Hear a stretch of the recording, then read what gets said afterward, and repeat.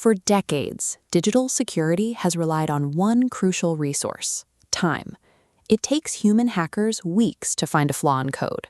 That built-in delay gives defenders the buffer they need to spot the intrusion, write a fix, and push out an update. Claude Mythos operates with near-infinite patience and a genius-level understanding of software architecture. It functions as an autonomous agent, capable of navigating codebases without human guidance. The most valuable currency a security team has, the time it takes to lock the doors, is rapidly evaporating. When turned loose on a network, Mythos condenses what used to be a multi-week vulnerability scan into a few hours of automated analysis. This timeline tracks vulnerability discovery. The flat line represents weeks of human scanning. But right here, Mythos discovered 595 distinct crash points in a single day. These aren't minor glitches.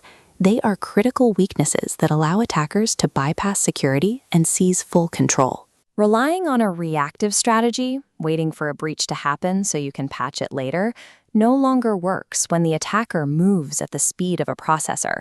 Spotting bugs is only half the problem.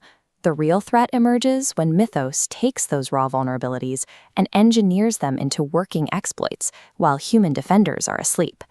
This chart compares exploit development speed. Down here is previous model, Opus 4.6, struggling to write usable malicious code. Over here, Claude Mythos demonstrates a 181 times increase in turning a flaw into a weapon. It achieves this using techniques like a ROP chain, a highly complex method where an attacker strings together tiny fragments of a system's own memory to sneak past security blocks. Against a free BSD server, Mythos engineered a 20-part ROP chain.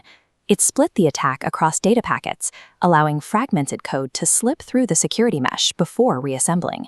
The AI granted full root access without a single human correction. When elite cyber capabilities are automated, the volume of threats will easily crush traditional defensive lines. Right now, the company behind Mythos, Anthropic, is attempting to mitigate this risk by keeping the model tightly restricted and limiting access to select partners. But historical patterns show that technological capabilities consistently outpace regulation. Eventually, models with this level of power will be replicated or leaked to the public. This creates a massive ethical bind.